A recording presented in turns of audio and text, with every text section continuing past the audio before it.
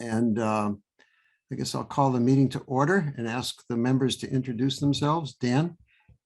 Dan Schrager, member of the committee. Laura? Laura Davis, member of the committee. Do we have to say our addresses? We probably should, yeah. Yeah. You don't have to. Oh, okay, great. Don't have to. Okay, Phil? Phil Posner, member of the committee. And Norm? Norman Abbott, member of the committee. Okay, thank you. So let's see, the first order of business is to approve the minutes from the last set of minutes we got. And they've been circulated. Did you get any more feedback, Phil? No. Okay, no corrections. Anyone have any that they want to bring up now? Anything they noticed that needs fixing? No. No. Okay, someone make a motion. I'll move to accept the minutes as submitted. Second that.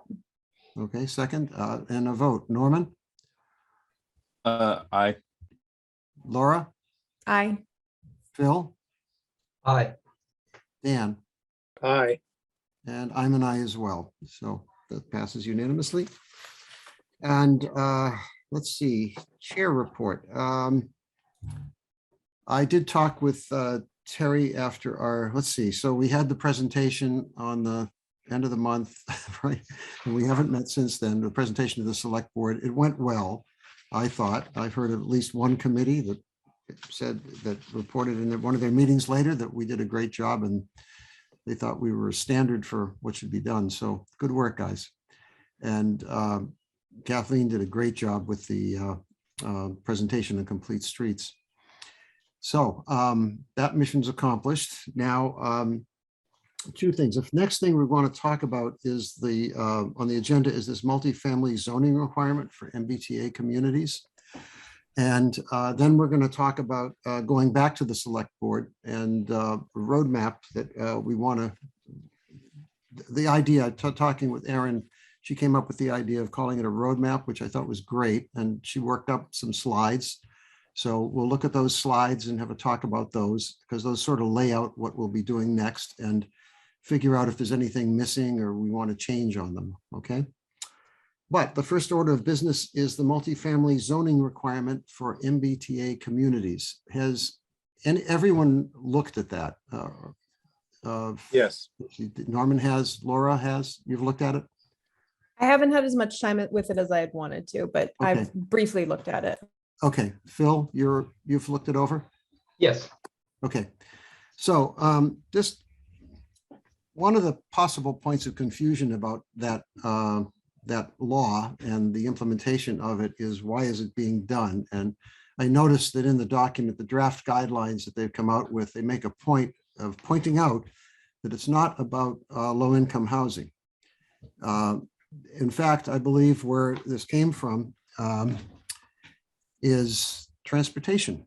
And over the past several years, may be coincident with Governor Baker, it may have started sooner, I'm not sure when, but the Department of Transportation has transformed itself. And I heard the secretary of it say this publicly, from an organization that was focused on roads and highways and motor vehicles to an organization whose purpose is to get more people into fewer vehicles, which is an amazing transformation. You know, it's really about sustainability. It's about reducing traffic. It's very different from what the mission was of the Department of Transportation 20 years ago. And if you look at this multifamily zoning requirement, that's what it's about. It's about getting more people living closer to transportation nodes. And that's the whole story, I believe. And you look through it carefully, it talks about if you have to put your 50 acres of housing, some multifamily housing someplace not within half a mile of the train station, you got to tell us how you're going to do it so that people can get there. So that's some background as I see it. If there are other points of view, please share them or anything to add to that. And, you know, if you've looked it over and have any comments on it, Please, let's have a little discussion about it. One thing, if I might add, just really quick, is that while I sent around a note saying that the committee should maybe be prepared to come up with some sort of a comment to submit by the March 31st public comment deadline, we have also been asked to think about also submitting with and combining comments with the planning board and select board and sort of have a unified town response as opposed to different committees. That doesn't, preclude anybody from commenting on their own as a private citizen or, doing anything like that. But that is something that we should consider is that I'll probably be taking the comments from this committee as well as the planning board and select board and anybody else who wants to talk about this issue and combine them into one unified public comment from the town at large. How do we stand presently With what? with regard to the numbers that are required of us? Well, we don't have any significant multifamily housing zones, do we? We certainly don't have 50 acres of it within half a mile of a train station. We don't really have 50 undeveloped acres within a half mile of the train station. It doesn't say they have to be undeveloped. Yeah, it doesn't, it's just about the zoning. It's just, so you have to have zoning, as I read it. You have to have zoning that allows for multifamily housing without having to go through a special permitting process. Right. So yeah, the economics of that are very interesting. It just says the way that plays out, the town changes its zoning. Now you've got 50 acres someplace that's zone multifamily. Now it's an economic question for a developer. Do you want to come in and buy up properties and put in a multifamily unit or units? It's very different. And it also doesn't say that anybody has to change their, if you have a single family house and you happen to live within the zone that's now has a zoning overlay that says it's multifamily, that does not mean that your home is going to be, taken by eminent domain and turned into a multifamily or anything like that. It's just that in the future, it may be turned into a multifamily if you decide to sell it and somebody else buys it and splits it right down the middle or something like that. So it provides the opportunity for multifamily housing as opposed to the mandate for you to turn your housing into multifamily. Phil? I have a couple of questions. Erin, do you know when the planning board is planning to meet at its next public meeting? I don't have that in front of me, but they're usually every couple of weeks. Okay. Do you have any idea of whether or not they've already considered making comments on this, or that's something to come? I don't think they've taken it up yet. I know that town planner Elizabeth Hughes is out at the moment. I believe she's on vacation. So when she returns, they'll probably be looking at it closer. Yeah. Because I think it would make some sense for one or more than one of us to observe what they're doing, what they're thinking about, so that we understand firsthand what's, what their thought process is. The second point I wanted to just sort of respond to Dan. The zoning requirement under the statute is separate than the meeting the 10% threshold under Chapter 40B. Those are distinct ideas. And at present, assuming that the Junction Village project is created based on the prior census, we would be over the 10% threshold for that metric. But that assumes that all of those units are actually created, and I'm not sure what the status of that project is. It certainly hasn't broken ground as far as. Is that metric the same as this, however? No, it's a totally different thing. Yeah. So, that talks about affordable housing, which, is based on certain metrics, certain income metrics. And the amendment to Chapter 40A is focused on multifamily housing, which could presumably be for anybody as opposed to someone who qualifies for affordable housing. So it's just different. They're just different things. Right, Laura? Laura? Well, Phil, did you have another question? I'm sorry, you said you had a Well, couple. I wanted to just ask one more question of Erin so that I'm clear. I think the idea was that the zoning district that was proposed was either in part where Crosby's is or more than just Crosby's. Do you have any idea of what the footprint was? Or So is? that's the Throw Depot Business District. That is a different project, a different entity. Okay. I'm unclear. This may encompass that. I don't know if that's quite the right term I'm trying to use here, but those units may fall into this if that zoning were to be enacted. And I'm not 100% sure on that. I haven't touched base with Elizabeth Hughes on that quite yet. Okay. But we have to have within, I think it's within each of our commuter rail stations, within a half mile, multifamily housing. Okay. I read it as just one. Do we need two? Well, I think because we have two stations, I think it has to be both. So we need two 50-acre multifamily. I don't think that's zones? correct. I think it's only one.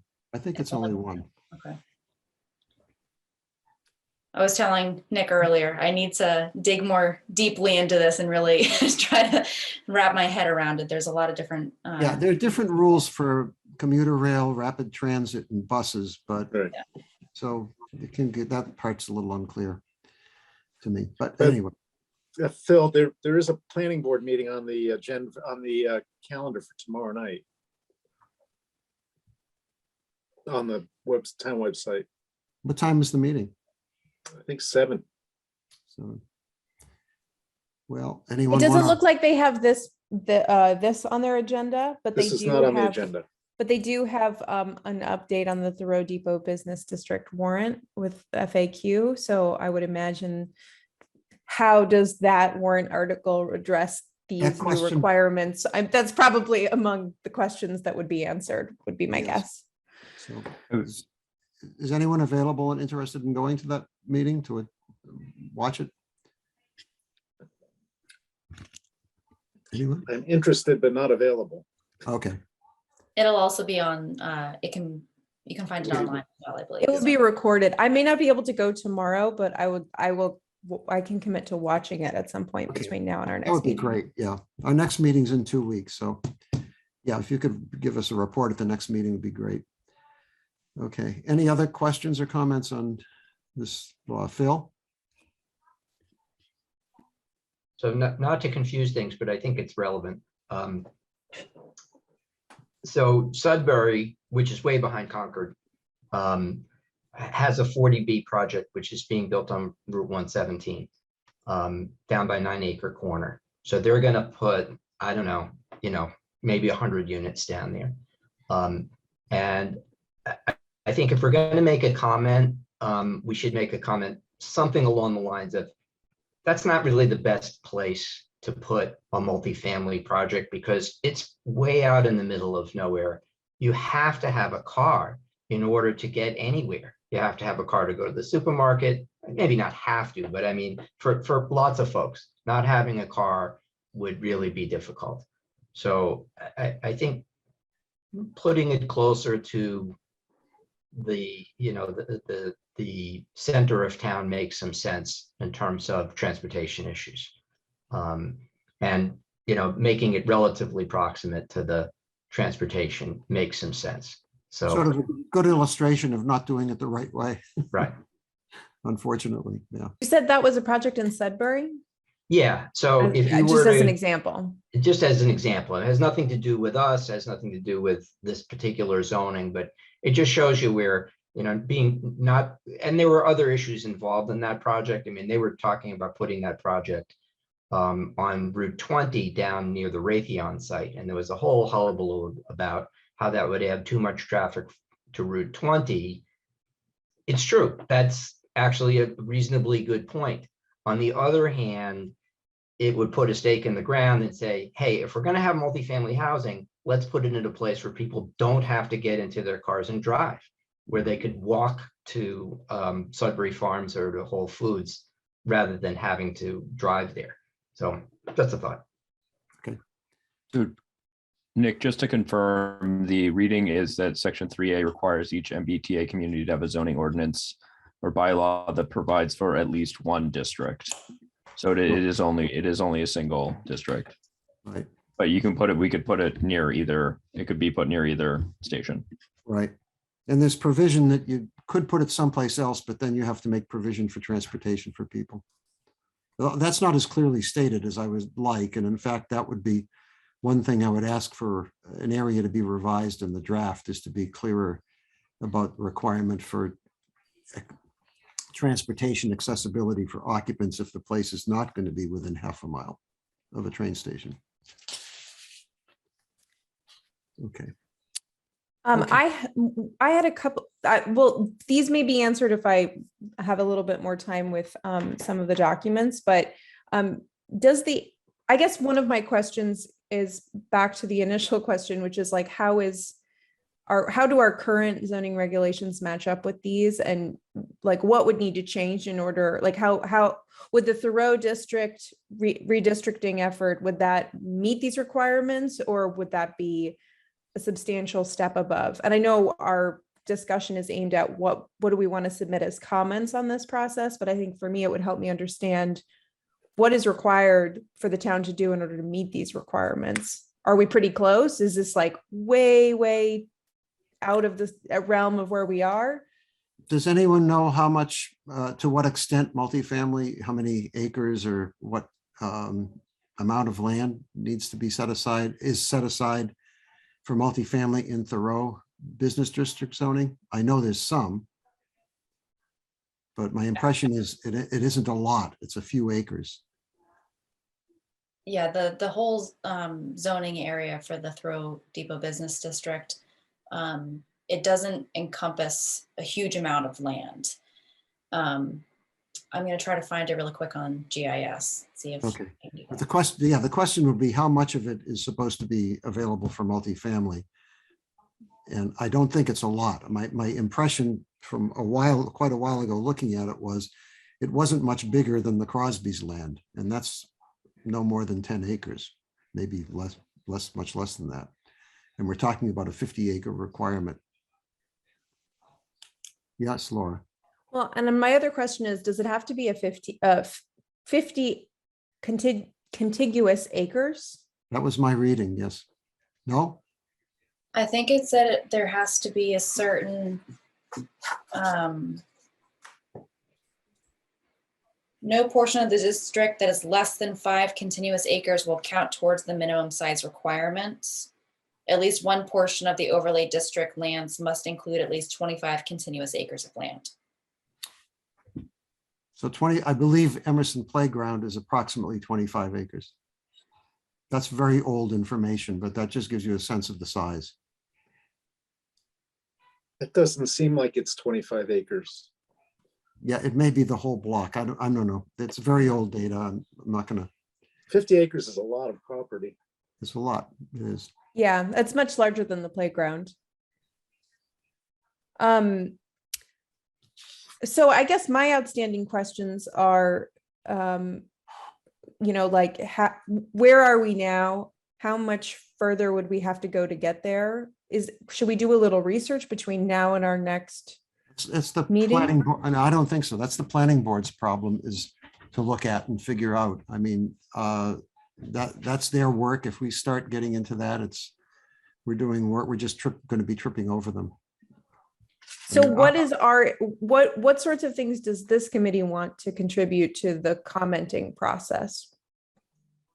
Transportation impact, where this may create problems, that we may make things, in a sense, I'll use the word worse. It may make our transportation situation more difficult, because it means, if you put in 50 acres and it turns into a bunch of multifamily, that's all new families in town. There's higher population density in that area. So now we've got an area where hopefully people will walk to the train station, but people have to get to other parts of town too.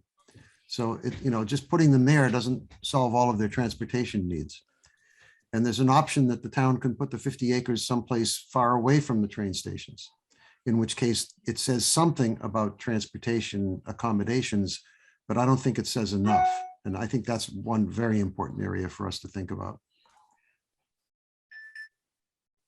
Phil? Right. I think the other thing that we might want to add to that conversation is if a project is built, then alternative to car transportation needs to be considered. So sidewalks need to be considered, bike lanes need to be considered, how many parking spaces per unit need to be considered, that kind of thing. Right. Because if the town requires 2 spaces per housing unit or some metric which relates to the number of bedrooms, we could find a large parking lot in addition to the multifamily housing, which I don't think is all that hot of an idea. Dan? But this is all driven by mass transit. So, just as in the seaport, for example, where many of the parking requirements have been waived, that it seems as though we're being handed a challenging situation here in terms of transportation issues. The whole idea is to get cars off the road, and yet unless we wipe out an entire business district and make it walking distance to something that makes us able to get to any place, it really is counterproductive. Yes, there's also, it's clear you don't have to do this. You just lose certain state money. I'm not sure how much of it Concord gets. So that has to be part of the discussion for the select board. Well, Yeah, I believe it's not an insignificant amount. But it's not insignificant. I don't believe it's an insignificant amount. Okay, good. But this also is just a requirement that we have zoning that permits it, so it doesn't really change the nature of anything. Not immediately. Right. It might doesn't be- require that we cause a project to be built. That's No. one of the big distinctions between the 40B situation. Those housing units, in order to count, have to either be built or in the pipeline somehow. It can't just be I permanent. believe the way this plays out in economic terms is when a developer thinks that the cost of acquiring properties in that district is significantly less than the cost of developing the property and what they'll get as income, then they'll start buying up properties. Now that may not happen. It may happen immediately. It may happen in 10 years. Right. Part of it's very much tied to the cost of housing in Concord and the economics of development. And the development cycle. Yeah. So if, for example, this were to be a remote location and the requirement would be that there be public transportation provided, is that something that could be stipulated from any subsequent developer? That if he were to build it, he'd have to provide a mode of getting them to mass transit? I believe so. That's up to the planning board to figure out the legalities of that, but it would seem to me the state is telling us, yes, you should do that. That's my inference from reading the document and what they say about remote locations. Would that work though? I'd be curious. Would it have to be a private shuttle that we'd be asking, or the developer would be asked to develop it? Well, it could just be that we ask for a subsidy for our new ride services that they, so that we can enhance them enough to support that location. Or it could even be something like asking them to have some sort of a bike rental service or a zip car available for people that are living in that area or something like that. There's different options now than there were 10 years ago that might be an opportunity, but once again, that's something for the planning board to really think about and see, if that were to happen, how could we help make sure that people had a way to get around?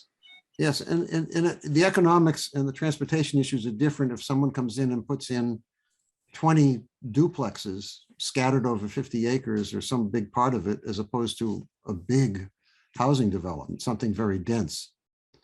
So, Well, this has a minimum gross density of 15 units per acre. It's pretty dense. Yeah. Is that the allowable? I remember reading that. I forget what it said about it. It's right at the heading of it. It says, let's see, at least one zoning district of reasonable size in which multifamily housing is permitted, set for other criteria set forth in the statute. Minimum gross density of 15 acres, not more than a half mile from a commuter rail station, subway station, etc. No age restrictions, and suitable for families with children. So that's the number one criterion. Okay. Any further comments or questions? It sounds like it's a planning board issue, and we just have to give our feedback for the challenges of the transportation aspect of it. It's also going to be in a tight timeline. Aaron, why don't you seem to have the dates earlier. Yeah, I have the dates here. So the way that it's laid out in here, and I still have to figure out exactly what they're looking for at all these different points, but it says that December 31st, 2022, we have to submit to the state either a, something saying that we already fall under this, we already have this amount of multifamily housing, we don't have to worry about this, or saying that we're going to have a proposed action plan and come up with sort of a draft action plan of how we're going to implement this and how it's going to happen. By July 1st, 2023, we need to have a timeline and action plan to submit for approval by the state. And then the last date for adoption of that action plan is December 31st, 2024. So anytime after that, we can no longer say that we are planning on adopting it. That is the drop dead date, so to speak. That's open to interpretation. I read that to say we have to have the zoning in place by then, the end of, not this year, but next year. Maybe it doesn't, maybe they'll change that, but it could be a very aggressive timeline.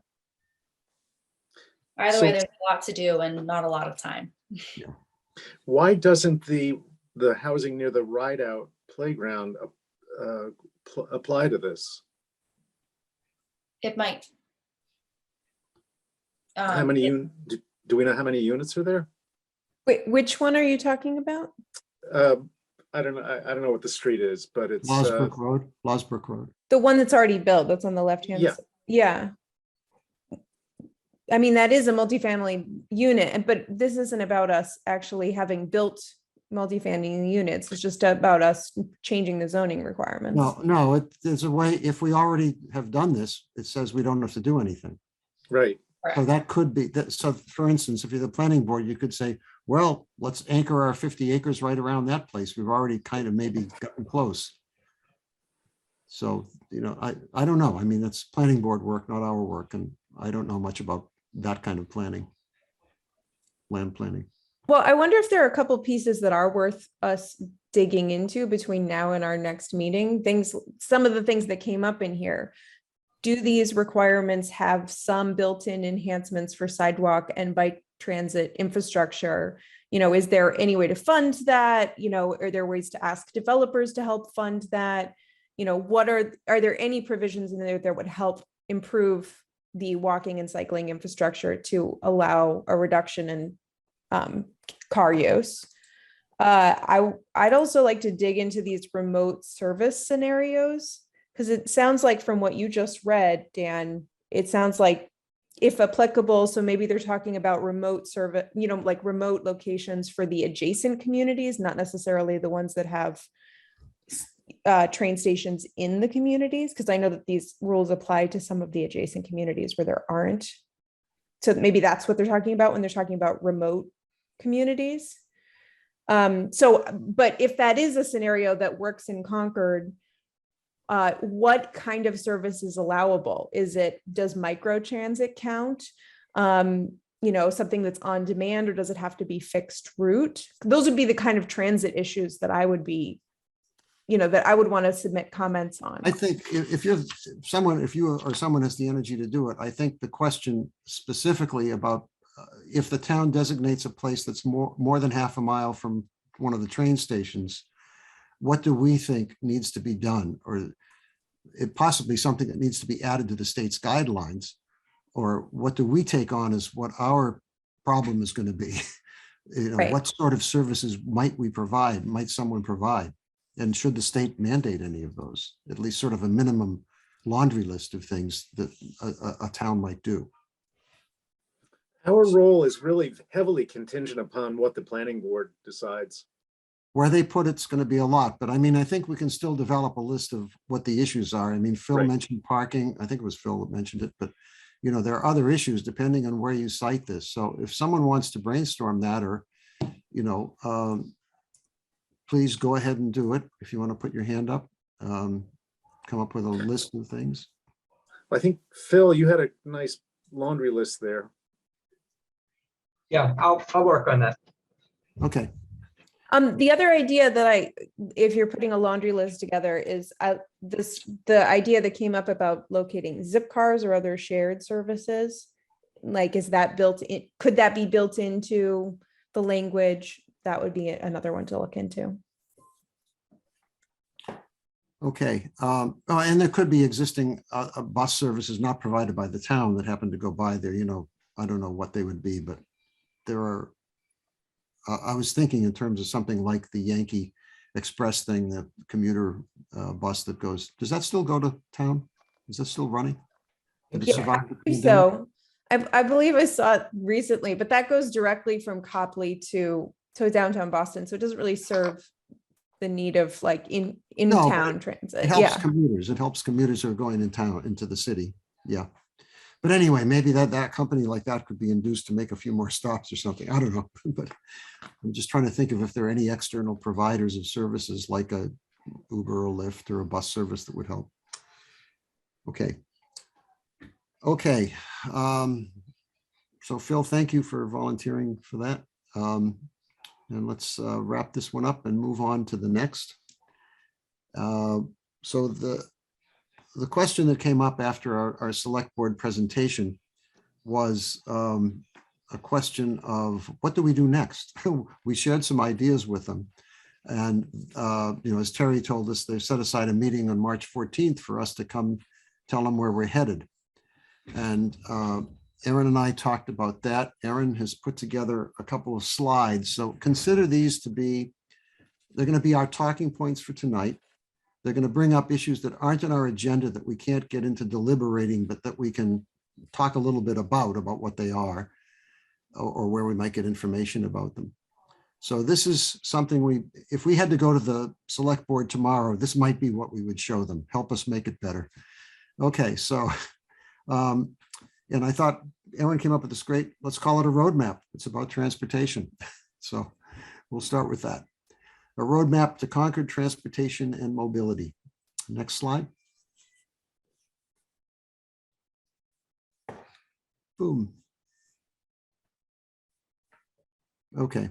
I'm not sure if you're seeing the full Can you screen or pull- the, I'm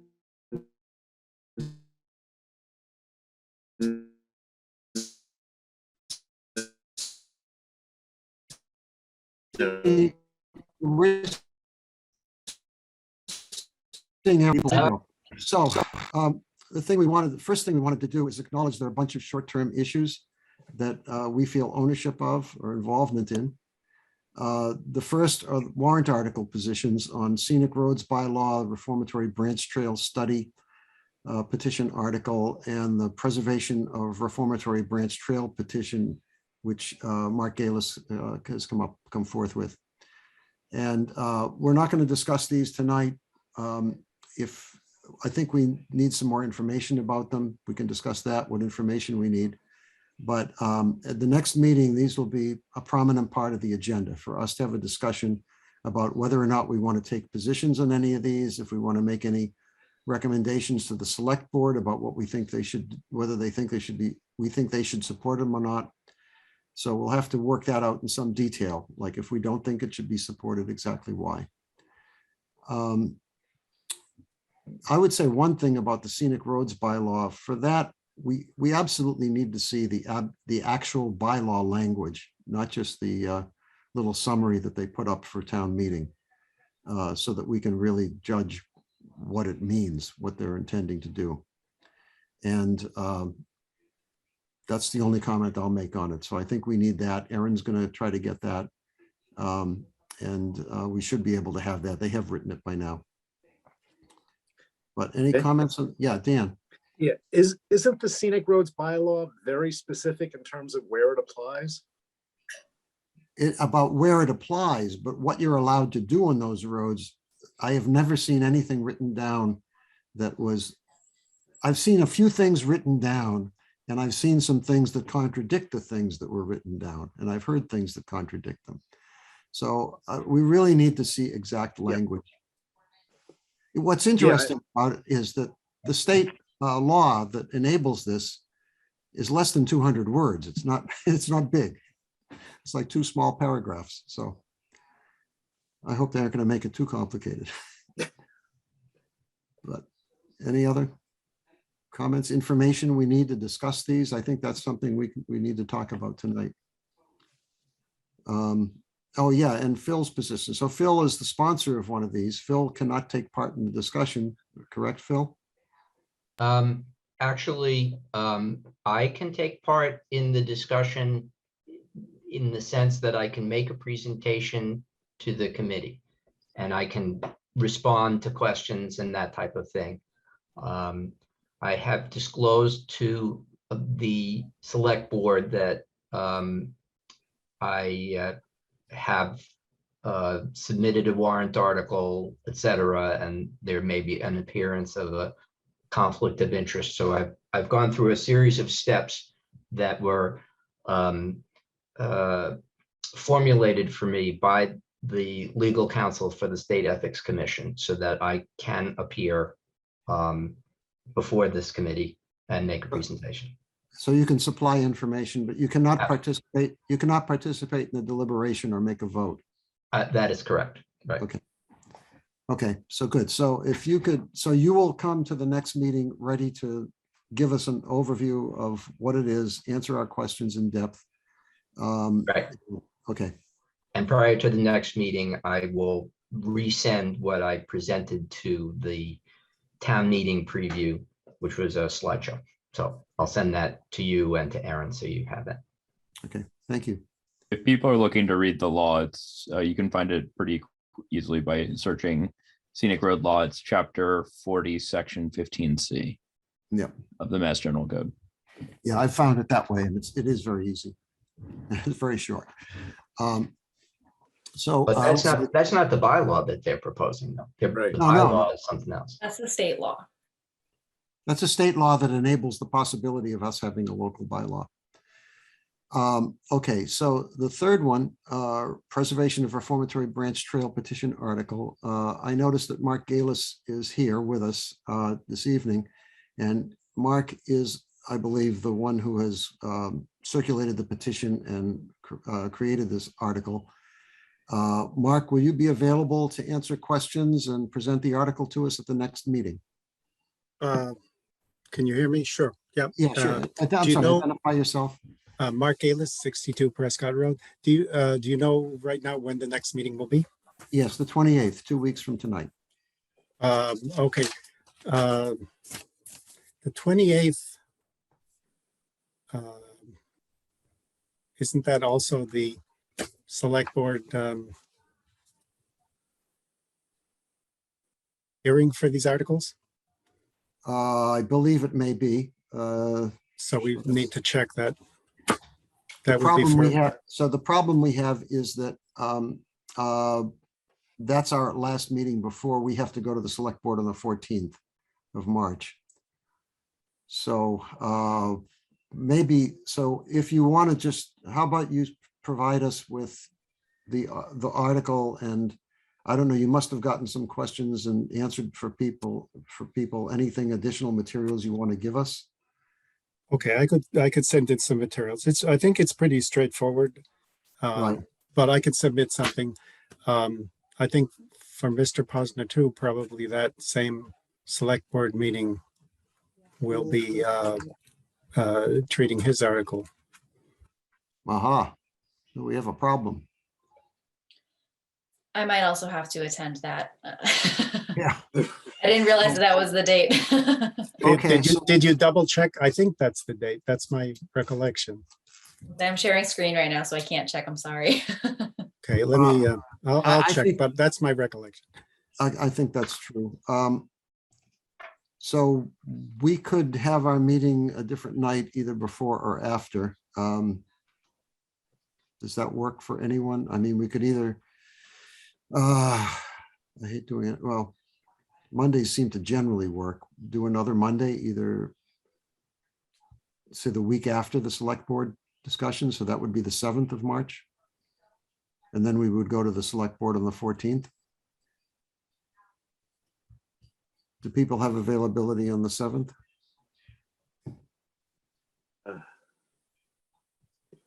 Yes, Who was that? Phil? that's me, Dan. Dan, okay. Yep. So I couldn't. I could attend on the 7th, sure. Laura? And you got thumbs up from me and Norman. Okay, great. And Erin is okay with you? Do you want to Yes. check in with Kathleen also? Yeah, we will check with Kathleen and Michelle. I have a meeting but it's that morning, so I could do that too. Okay, When do we have to give our recommendations to the select board? well, I'd like that, it's a good question. The problem is, so I don't think we have to do it when we go on the 14th, but the problem is that our next meeting, we're supposed to meet on the 14th and 28th next month, as we do this month. And I guess I think that's still enough time to get our positions into the select board, isn't it, Erin? The end of February or the end of March? No, that may be too late. So technically, you don't have to submit any if you don't want to, but technically, anytime before town meeting is typically acceptable, so that people know that that is the position that you are taking. Yes, but if we wanted to influence the select board on their position, we should do it before they decide their position. That would make sense, yes. You're trying to influence the select board then. Yeah, I think if you come in late and everyone else has voted one way, you're not going to get heard very well. Let's see. So we could meet on the 7th. I think we should push forward then. I think we should try to meet on the 7th and try to get this done. And if possible, then on the 14th, when we talk to the select board, we can tell them if we have positions or are taking no positions on these articles. It'll be So- good timing because we can do it.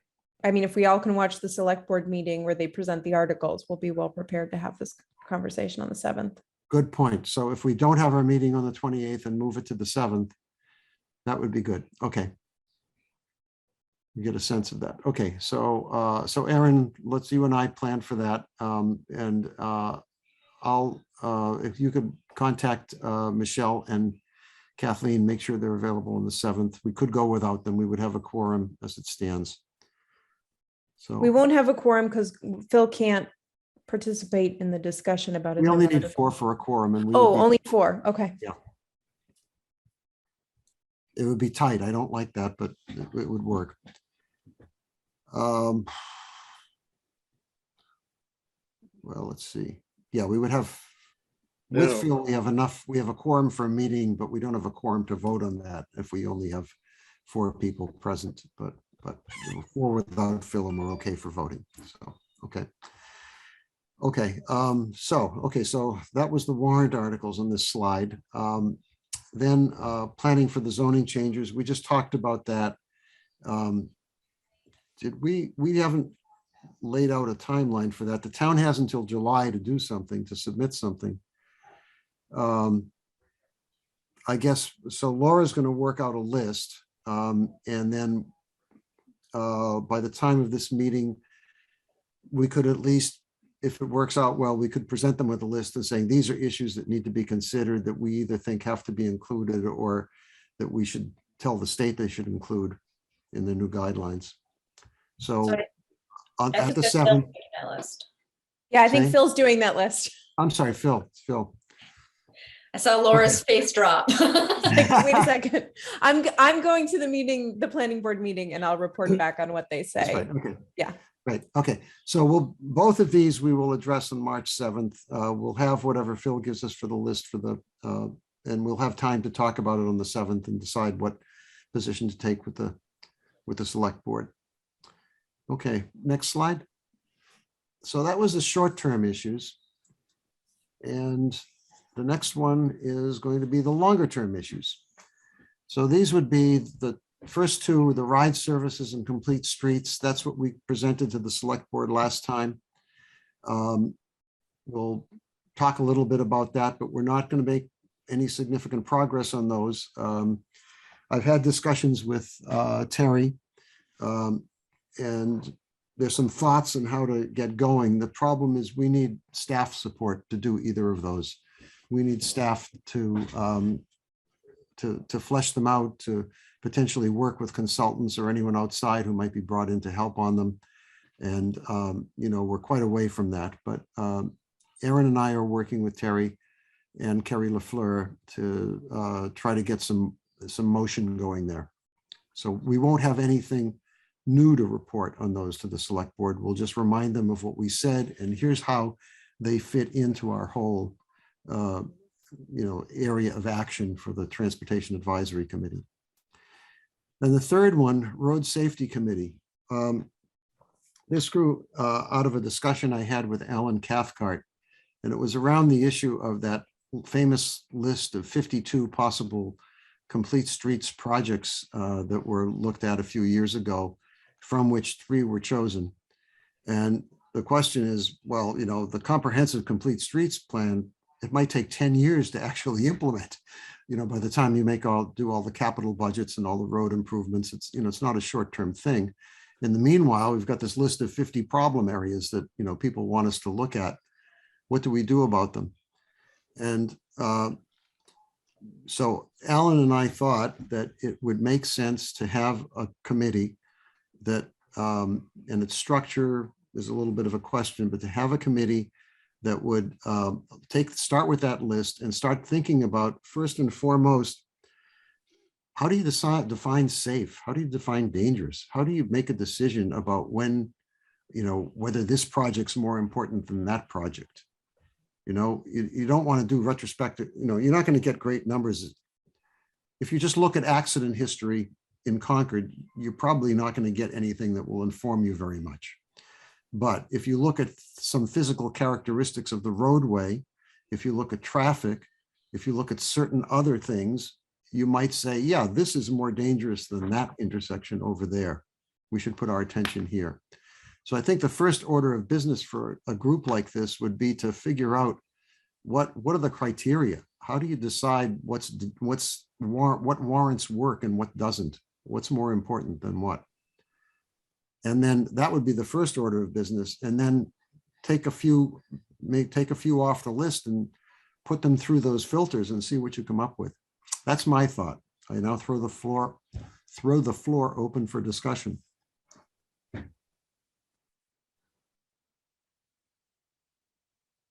So this is a proposed new town committee outside of the Transportation Advisory Committee. Well, that's an interesting question. Aaron and I were batting it around today, and maybe maybe we take 2 people from our committee and constitute them as a subcommittee and bring in a couple of people from Public Works and Public Safety. And there we've got at least 4 people, and then maybe somebody else like somebody from the Disabilities Commission. And, we've got a starting point for what would be a subcommittee for the Transportation Advisory Committee. So that's one way of doing it. You could have a totally separate committee, but I think it's better to have it tightly connected to us. Could I say something? Sure. I'm sorry, who? Oh, Ann. I'm Ann Sussman. I'm on the West Concord Advisory Committee, and I can't believe this. Great minds think alike. We've been talking all about this at the West Concord Advisory Committee, not knowing that you're doing this. Can you give your address, please? Yeah, I'm at 534 Old Marlborough, and every day I try to walk from Old Marlborough Road to Bradford Mill, where I have my studio. And let me tell you, it's hair raising. And Bradford Mill on Old Marlborough Road. And let's see, the past 36 months, there've been 4 car crashes. They're missing sidewalks and they're missing crosswalks. Even as I walk from Old Marlborough Road down the Bruce Freeman Rail Trail to the mill. And I watch things. I see things all the time. To your point, you're doing a really great meeting, Mr. Pappas, but to your point, what people do, I'm also an architect, a licensed architect, and I've worked with urban planners. And what the urban planners do, like people in the city of Somerville, for instance, they hired the best planners in the world from Copenhagen to actually study how people are using the streets 15 hours a day, and then to figure out, and they actually tracked where people were walking, which were men, which were women, where people were having their dogs go to the bathroom. They tracked everything. And then they make designs based on the evidence. They do evidence-based design. I think in West Concord, we have some real urgent issues for a couple of reasons. One, we've been a cultural district for 6 years now, and you don't even know it. The speed limits haven't been adjusted. I spoke to Steve Dukran about that. The speed limits haven't adjusted, even though we're a cultural district. A cultural district is a place which is supposed to invite residents and non-residents to local entrepreneurs, local shops, local bakeries, the way you get it in, in towns like Nantucket, or the way you get it in all kinds of places. Even Central Square is now a cultural district. And in a way, our speed limits are not set for the cultural district. Our signage isn't set for the cultural district. Our crosswalks aren't safe and set for the cultural district. And you can't walk from place to place easily. As even the people who live in the elderly community, they can't safely walk to the library or push their, use their, their walkers or whatever. Or their wheelchairs. So I think there's just lots of really simple issues to try to make coherent walkability from just the West Concord Cultural District. That is a short-term thing that the West Concord Advisory Committee would really love to work with you on.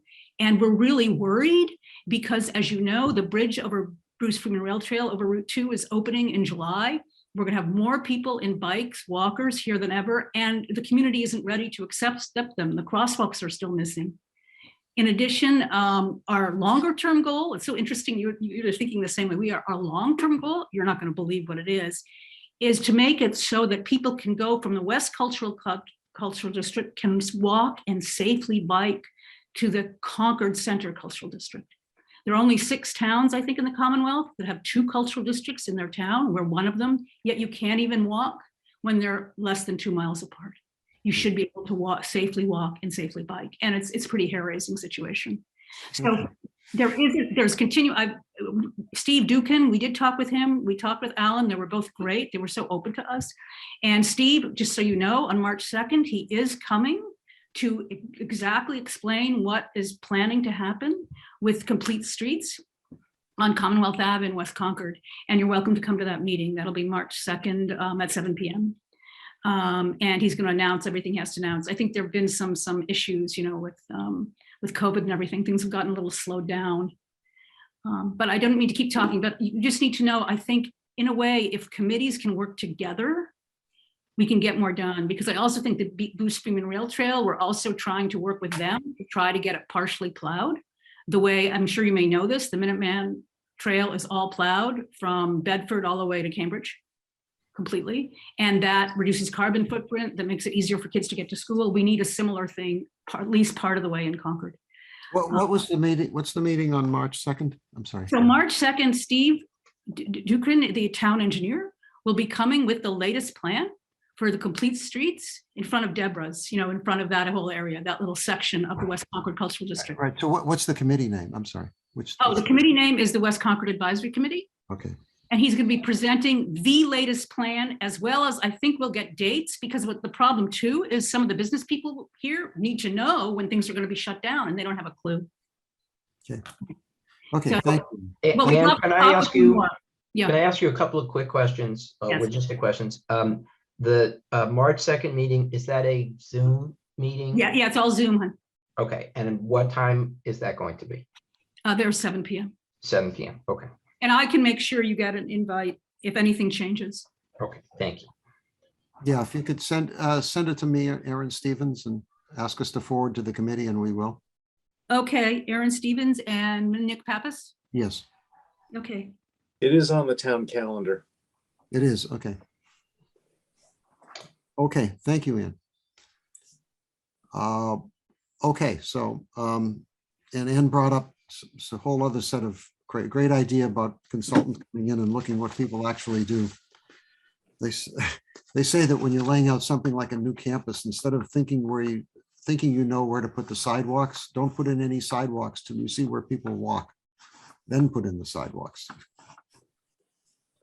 And if you go to Harvard Yard, back in the day, it used to be like that. People would walk not on the sidewalks. On purpose, Huh? on purpose. Yes, So that too. I think Ann's suggestions are great.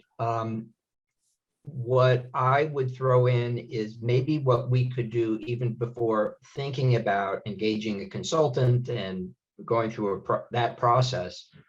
Maybe we could invite someone from an organization like Walk Boston to come to talk with us and to meet with us about this issue, just to get that person's perspective on how things have been done in the city. And Walk Boston is really a statewide organization at this point in time. So they may be able to give us. What's the name of the organization? It's called Walk Boston. Walk Boston, okay. And they, it's a lobby organization, but they have a number of people who have been involved in issues regarding road safety for decades. And I think it might be useful to have someone come just to help us organize our thoughts and talk with us about how what you're proposing to be done has been done in other places. So Excellent, you know. yes. Yeah, I think at this point, the more ideas we can be exposed to, the better. The more approaches. And the good thing about it is they would come and we wouldn't have to procure them. We wouldn't have to make a proposal to have a budget and then have it voted on and go through the whole thing. We could just invite somebody to come to a meeting and have them talk with us for whatever period of time is appropriate and answer questions. I think we know anyone, Phil, do you know anyone in that organization? I do. So, I can reach out and ask them what they're willing to do. Right. Let's and then communicate back. Yeah, I'm not sure when we'd be ready to do that, but I mean, we have to get through March first.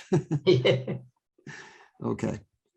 Okay, so that's the concept, and it's really wide open in my view for how we're going to approach that. But I think that is short term. That is where we need to be over the next year. A lot of our energy in that, because we have to show some progress. We have to show some involvement in where people perceive the problems are. Well, Nick, should we be moving this back to the short-term issues? This is on the longer-term issues page. Well, it's good point. It's a good point. I think it seems like a great thing to put on after we've made our decisions about the warrant articles for town meeting. Seems like a great next priority. Back on the other page. What do you think, Aaron? About moving this road safety committee to short term? Oh, I'm not muted. I thought I was muted. I think we could definitely put it on the short term. Like I was saying to Nick earlier, I think that this is something that should be discussed with the select board to see what their thoughts are. I think that proposing a new committee would be outside of the scope of this committee perhaps, but that's saying, we'd like to put together a subcommittee that's looking at these specific issues. They might also, the select board might say, I think this would be a great thing for the Transportation Advisory Committee to take up and take a look at, as opposed to forming a separate subcommittee or something to that effect. So that might be something to look at too. I think we should volunteer to do it as a subcommittee of us doing it. If they want to take it away, that's their prerogative. But Nick, can I just say one thing? Our committee did do that for West Concord, we've prepared a Google slide which showed all the areas where people are scared to cross the street, where the sidewalks are most broken. We already have that. It's not perfect, but we'd be happy to share it with you. And we had about 30 people contribute, including Phil, actually, to contribute to that. So we'd be happy to share with you. So the groundwork, one version of the groundwork has been done on that very thing. Thank you. Yeah, please. Just for West Concord, just for West Concord. Right, but please send it along. Yeah, it seems to me this one is kind of like a medium term, but we could put it on either slide for now. The stuff on the other slide was real short term. It's like stuff we're dealing with in the next month. So I think putting this one over there, it sort of distracts from what we're just doing right away in the month of March. So for now, I don't want to create another group called medium term. So let's just keep it here for now is my thought. How about if we change it from the committee to a subcommittee and take out new? Yes, road safety subcommittee. Yeah, let's do that, Aaron. And take out new. And I think it would be great for us to put on here that we want this to be a collaborative, maybe a sub bullet point under that would be that this should be a collaborative space for committees to work together. Because I think it would be great to work with Ann and her committee, and the public safety officers, I think, would have a lot to add to this. And Yep.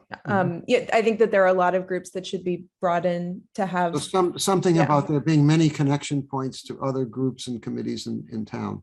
That's sort of a collaboration is a great word. And I'll just stay here that I think we need to do some quick, come to some faster decisions than let's hire a consultant to do a study that will take several years before we can move forward on more. We need to identify our next set of 5 complete streets projects this year, ideally.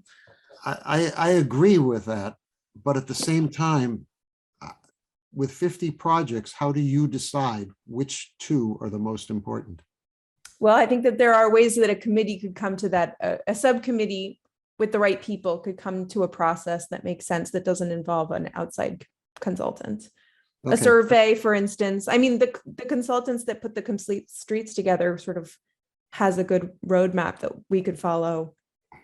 Anyway, we don't need to discuss what the committee's going to discuss tonight, but Right. I just wanted to make that. I guess my only point was going to be, I don't think you can just grab 2. I think you've got to go through a process of figuring out how you're going to make a decision. And with 50 projects, if my neighborhood isn't one of the 2, you're going to hear from me. Okay. You got to deal with that. You've got to have valid criteria for making your decision. Okay. And the other one, the next one, okay with moving on? Okay. The next one, retail food service delivery, retail and food delivery services. I would just say what we said last time, which is this is just an idea. It's a concept. It's not something we think the transportation committee transportation advisory committee should necessarily drive. We think that this is something that might be of benefit to the business community.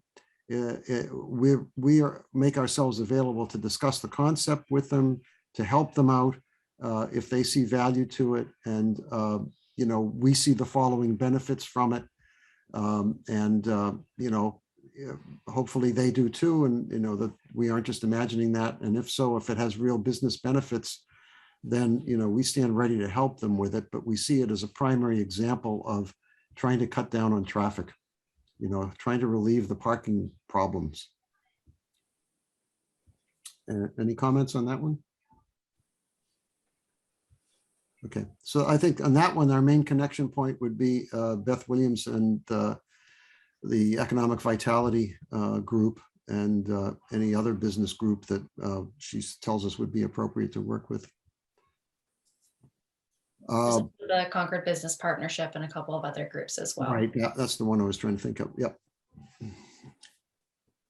Okay, public transportation. So the thing is, if we're going to work on ride services, there are all of these other things that we don't have enough information about, that the ride services would have to be designed with an understanding of what these are. The existing tours that come into town, taxi service, if we still have one. I don't even know if we do. Uber and Lyft, the transportation network companies, bike share, commuter rail, ride share services, you know, that whole domain has to fit with whatever we think we're going to be doing with ride services. We think now is the time to start collecting that information in a repository and being able to tell people, you know, what's available, and, you know, then so that we can proceed with whatever we do in ride services with an understanding of where the holes are and where we need to interface with other transportation services. Comments?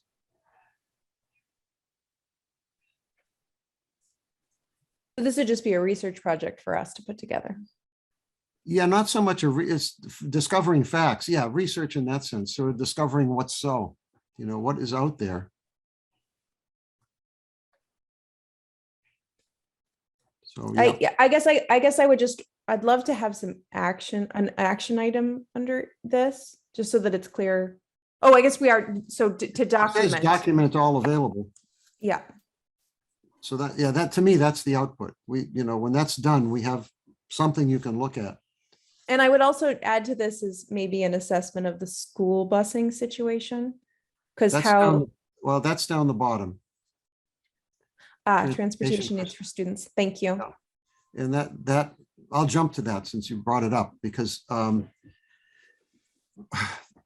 the problem as I see it personally is, I've said before, I think the school bus system was designed and optimized for elementary school students.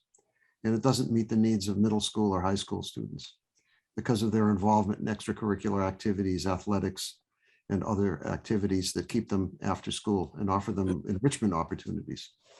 And this is something, I think the first step we would have to do in this is connect with the school department, regional school department, and I guess Concord too, and discuss this with them and see, hopefully they're open to discussing it, because I think they're woefully short in meeting the needs of the student population. I think they would, assuming they have the capacity for it, I think they would be very happy to discuss this. This was a pre-COVID issue that I was in a bunch of meetings about, how to improve after-school transportation for students, so that they didn't have to expand the size of the parking lot. You know, they could reduce the need for individual students driving their own personal vehicles to school. So I think as long as they're not overwhelmed with other COVID-related educational issues, I think this is maybe a great topic for, you know, after the end of school or something like that. Yeah, yeah. Again, so this is definitely a longer term one. I think there's a lot of, it's going to be difficult for them to change, I suspect, for a variety of reasons. So I think it's definitely a long-term project, but it's an important one. Okay, moving on. Phil. I just have a quick question backing up on the public transportation idea. Were you thinking about creating an information resource like a web page where that might be on our web page or something like that? Seems like it would be a good idea, doesn't it? I was, you know, you could, I hate doing printed stuff these days because it's out of date as soon as you print it, but Right. But yes, something that could be made available to the public, to the tourism people in Concord, to whoever, to businesses, you know, how we get that to them, whether it's a web page or whatever, I don't know yet, but Okay. Yes, accessible, public information. Again, this is basically a thing needing staff support. This is not something that committee members are going to be able to do. And okay, the next one, sustainability impacts and equity impacts. I think take these together. From the long range plan, these were really the primary drivers of the goals that were set in the long range plan. And they are what we should measure anything against, you know, sustainability impacts, equity, access to transportation for people who need it. Any program we do, we have to measure it against the we have to consider what these impacts will be, and hopefully there's large.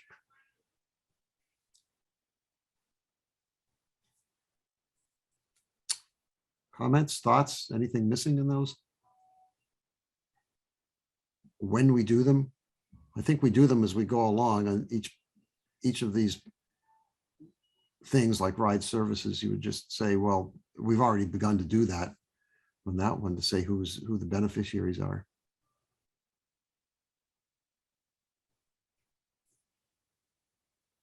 Okay, so the question coming into this was, so this is sort of what we're thinking of presenting to the select board on March 14th. With, the short-term one will have some positions worked out. Phil's going to give us a list of thoughts on the new state law and areas we need to address for transportation in that.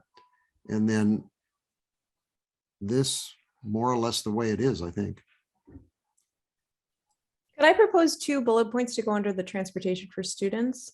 I think 2 areas that we might want to focus in on are, safe routes to school is a great program that would give us a lot of information on how to proceed in terms of improved cycling and walking infrastructure heading to schools. And then I think specifically calling out after school transportation as a need that needs to be addressed. Yes.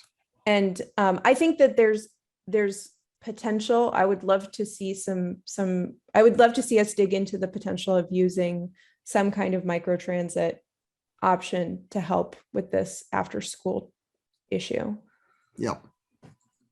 Just see if it's happened in other towns, if it's cost effective, if it's working for students, et cetera. There are a lot of regulatory problems with this one for students. So we'd have to work through the legal issues. We'd have to work through all of that. Yeah, it would be a big project. So that's why I wanted to have it on the list. So it Yeah, was that's clear. good. Those are great additions. Thank you. Okay. Anything else? This is one that's been on my mind recently, which is, I don't know if this is a sort of a project, assessment of winter transit infrastructure. So as somebody who bikes as my primary mode of transit, I lived near Verrill Farm, so I know exactly what you're talking about on Old Marlborough Road being terrifying because I bike my preschooler to school every day. And so I think that this question about the Bruce Freeman Rail Trail having some plowing, shoveling around town on some of the crosswalk, this is just an area that's been on my mind recently, and I think it would be a great one for us to take up as a committee, assessing what is the state of our winter transit infrastructure for folks who are disabled and can't get over snowbanks, and what's our long-term plan for those modifications. I really like that because, I'm with you on this. I was driving down the street the other day and the sidewalks were icy, a street with sidewalks, and there's a woman pushing a baby stroller out on the road. It was, I was annoyed. Anyway, so winter transportation options. I think it's not just options. It's to me, there's the issue Conditions. I think it's conditions. Yeah. The impact of winter weather on transportation. Yeah. If I could just say something really quickly to support what you just said, Laura, as someone on Old Marlborough Road. My kids are all in college now and beyond. But a mother said to me on Old Marlborough Road with 3 kids, imagine this, 3 kids under the age of 10. She said to me, Anne, I never let my kids walk or bike to school. Uh-huh. The kids want to, and she says she doesn't feel, the 9-year-old wants to, she doesn't feel that they're safe. And the number of parents, I think, who don't feel it's safe for their kids, even not in the winter, it's amazing. I think in a way we need to do a poll about that most parents don't feel it's safe for their children to walk in Concord. And then I have another woman in part of the art studio I am, her teenage daughter, she's afraid of her walking home because of the cars. And no crosswalks. So it's a scary place to walk. In fact, we're even thinking of doing, I shouldn't tell you this, but we're even thinking of doing a show on it at Bradford Mill. What would Thoreau say? It's so scary to walk in Concord now. It's good. Aaron, for me, it's not just winter transportation conditions. It's about the impact of winter on transportation. Because, for instance, you see fewer bike riders, obviously. So it's something about the impact of the weather on what's possible or what people are willing to do or what they can do. And it's also about what, what services are available for clearing, just in terms of our personnel and, Budget. and our budget. Exactly. So how are we prioritizing certain areas? Yeah. Yeah. Okay. That's a good addition. Thank you, Laura. Okay. Anything we're missing then before we wrap this up? Phil? Phil, you're muted. You're muted.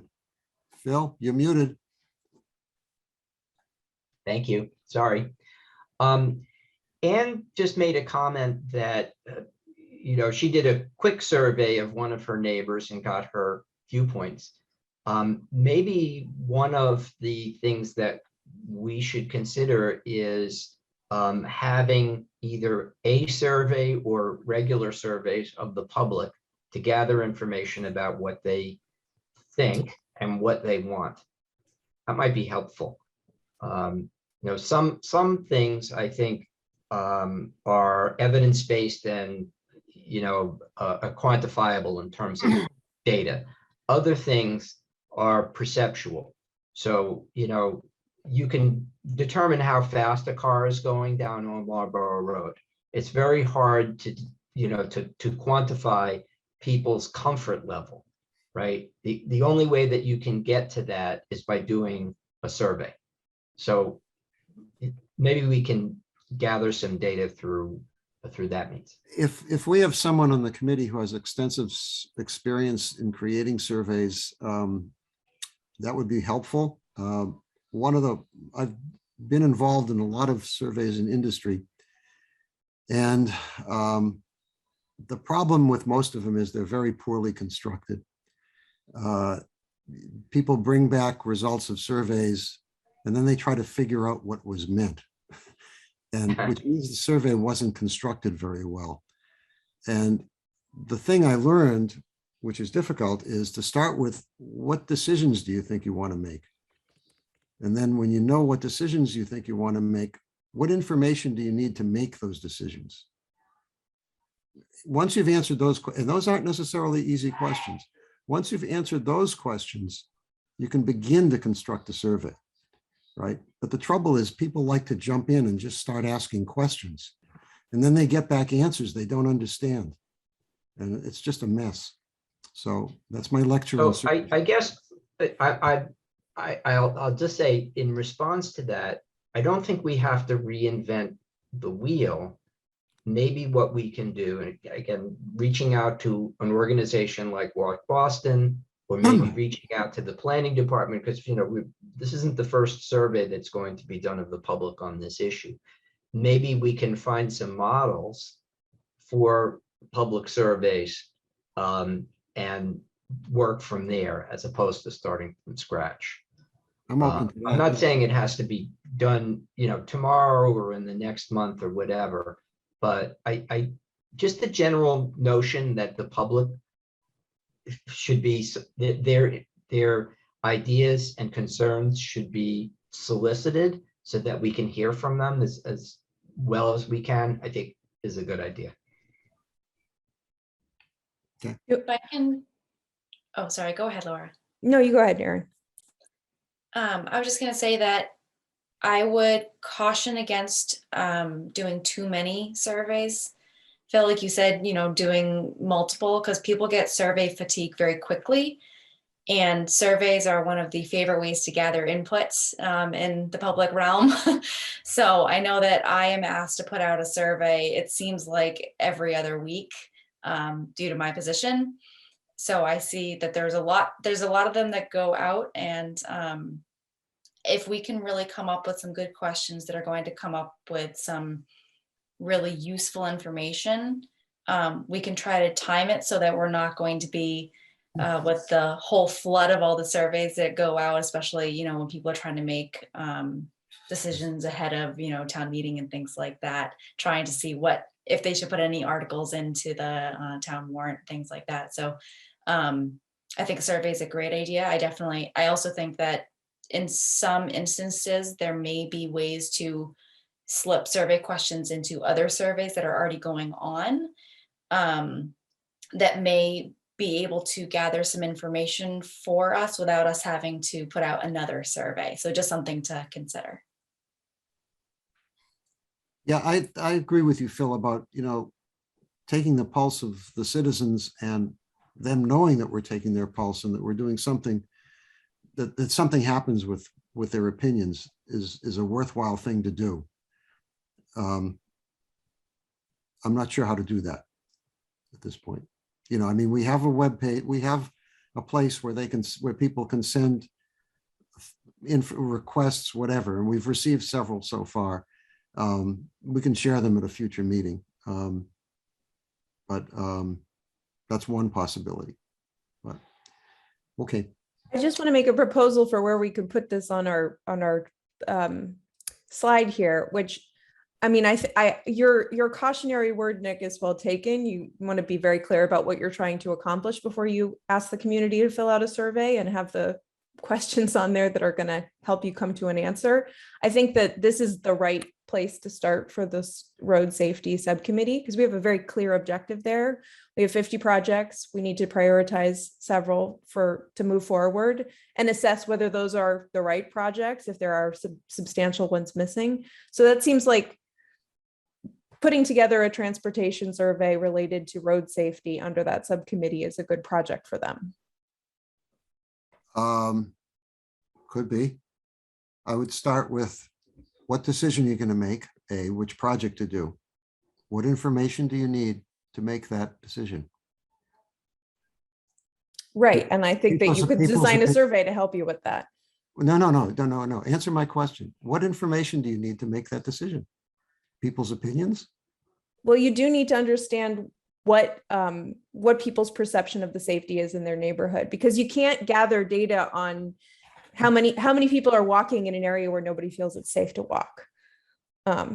You know, just like Phil said, there is some qualitative data that you can't gather any other way except to ask people what they think of it. Well, what if you don't get good participation? How do you know you got to the right people? I think that you have to design a good survey and have a great marketing plan around it. So, I mean, I have done some surveys in my life, so I understand that it's not like snap your fingers and you've got a great survey. So I think that there are ways to design it so you could get to a good outcome. I agree, there are. I want to see one for this problem. I think this is a very difficult one, this road safety one. And I think it's difficult because there's need everywhere. There's need throughout the town. And a lot of the need is based on perception. And people, as someone said, people have different levels of safety perception. You know, how fast does a car going next to me feel safe or unsafe? Or how safe do I feel crossing a street without a crosswalk? So there's a lot of perceptual stuff in here. And it's one data point. I'm not saying that you can make all your decisions based on one survey result, but I do think that in terms of the place where I think a survey makes the most sense, road safety seems like the place where we would start with that. Okay. Okay. I would love to participate in that and see how we would do it. So yeah. There are definitely hard data points that we can get that are more than perceptual, you know, like sight distances and car speeds and other things. So there's a combination of the two. And I'm not saying that opinion doesn't matter and perception doesn't matter. It matters almost more than anything. I just am not sure how you use it. That's all, the perceptual data. Okay.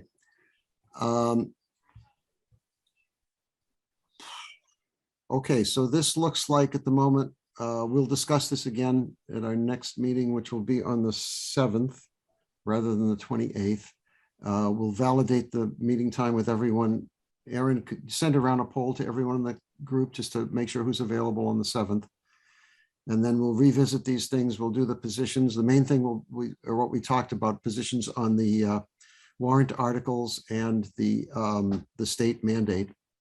And then just another visit on the stuff we did tonight so that the people who weren't here, Michelle and Kathleen, can participate too.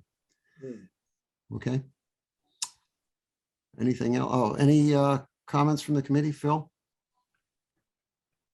So I just wanted to give a super quick report. Last time we talked about getting some information about the bike share. So here is the information about the bike share, super quick. I got this from Beth Williams, who is our staff person I'm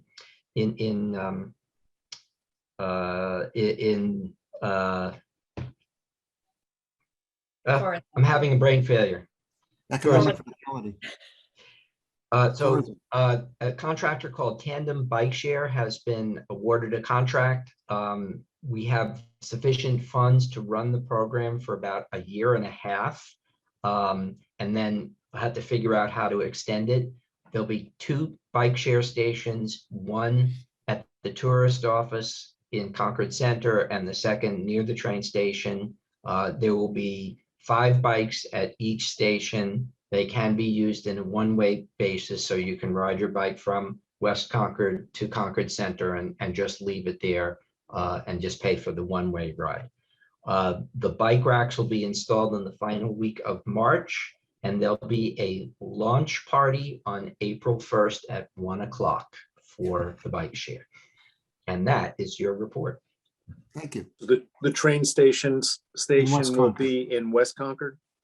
Near West Concord train station, exactly. Okay. It's closer I'm to not sure exactly where in the parking lot it's going to be near the train station, but it's going to be there somewhere. it's close to the bridge that goes over the Neshoba Brook.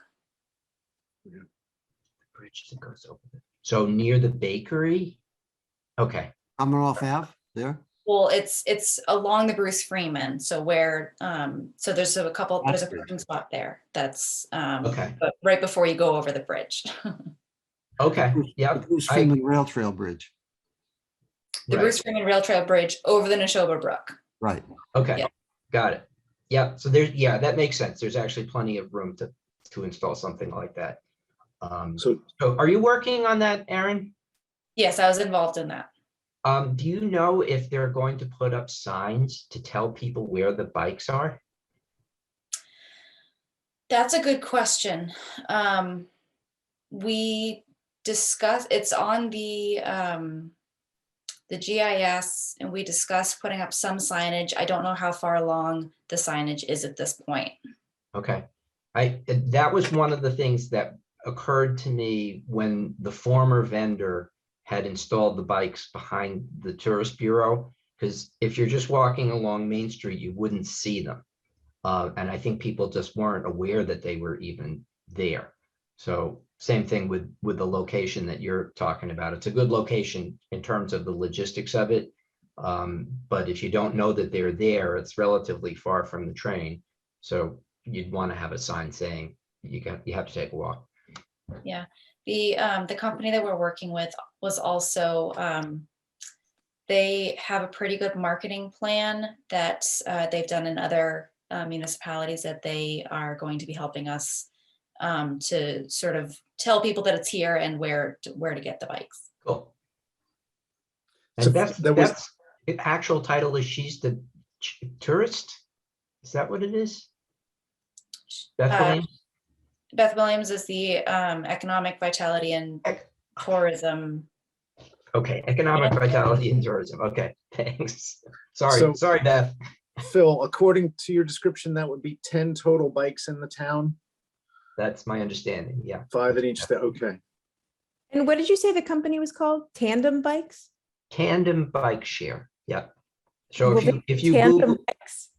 It's like a They're tandem, not but it's tandem not bike. It's just the name of it. just the name of it, yeah. If you Google them, they have contracts in a number of municipalities. Maybe if you ask nicely, next time we can get some tandem bikes as well. I don't know. If they sell out, are they going to add more bikes during the contract or? You So know, the contract is just for the bikes that we've added into the initial contract. There is the possibility that if the pilot year went really well and it was further adopted and the contract was continued and we had the funding for it, there are opportunities for us to add more bikes. Good. We would have to purchase more stations because we're using stations that we already that we have, and then adding bikes to them. that would be good because I've always thought we under promote.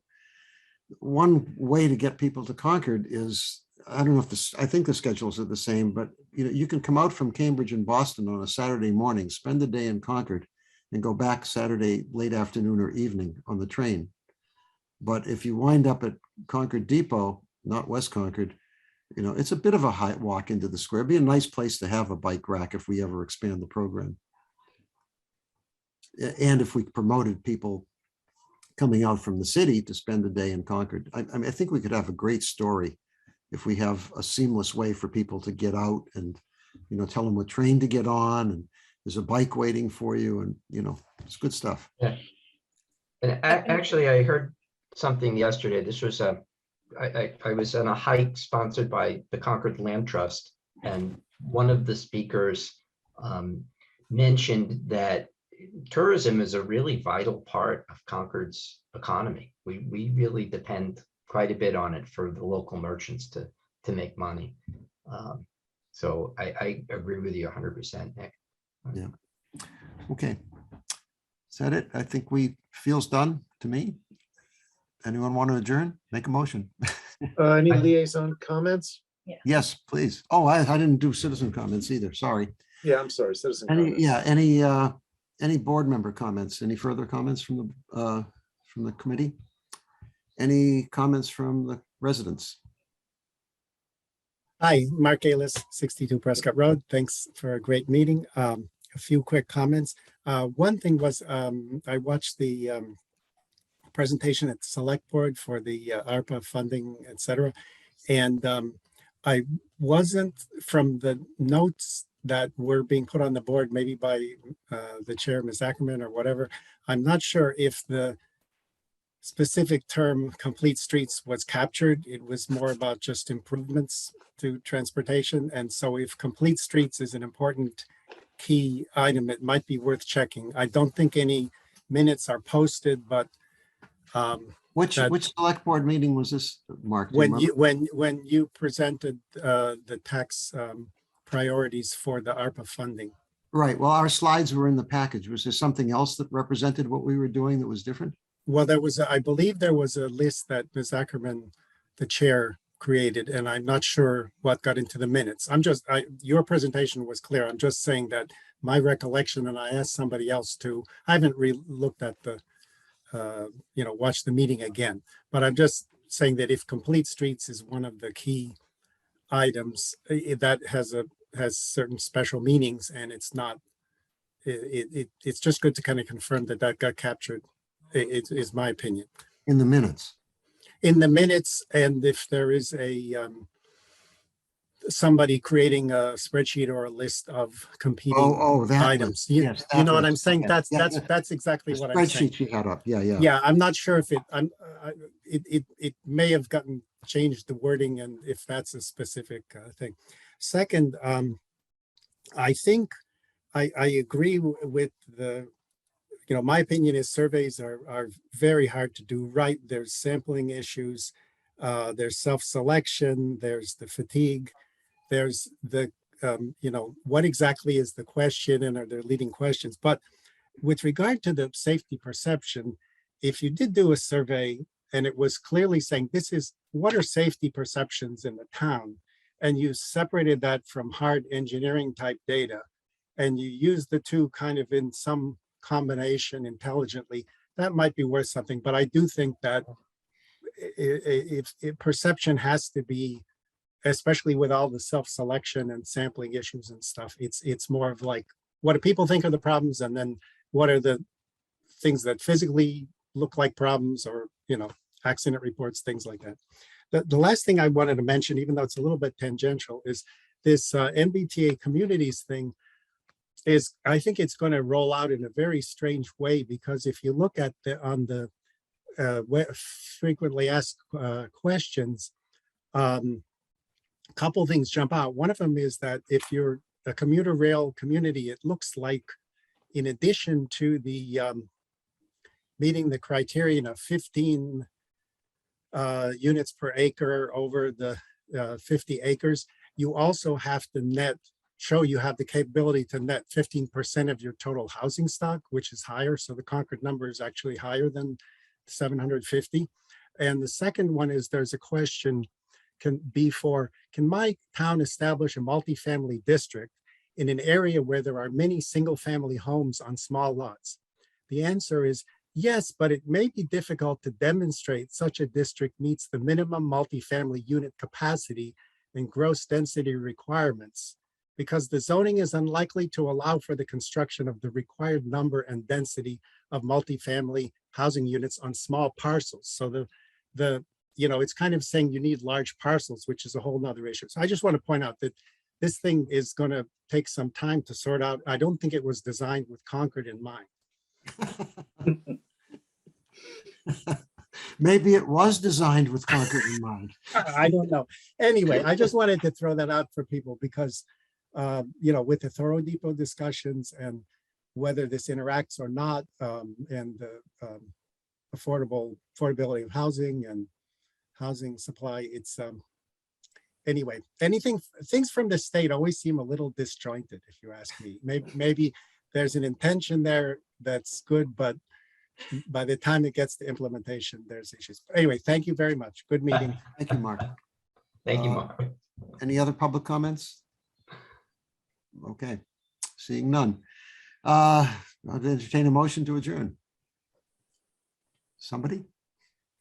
I'll make that move to motion. adjourn. I'll second it. Okay, Phil made the motion. Dan seconded. Laura, how do you vote? Aye. Phil? Aye. Dan? Aye. And Norm seems to be gone. I'm an aye as I'm here. well. Aye. Still, oh, there you are. I'm sorry.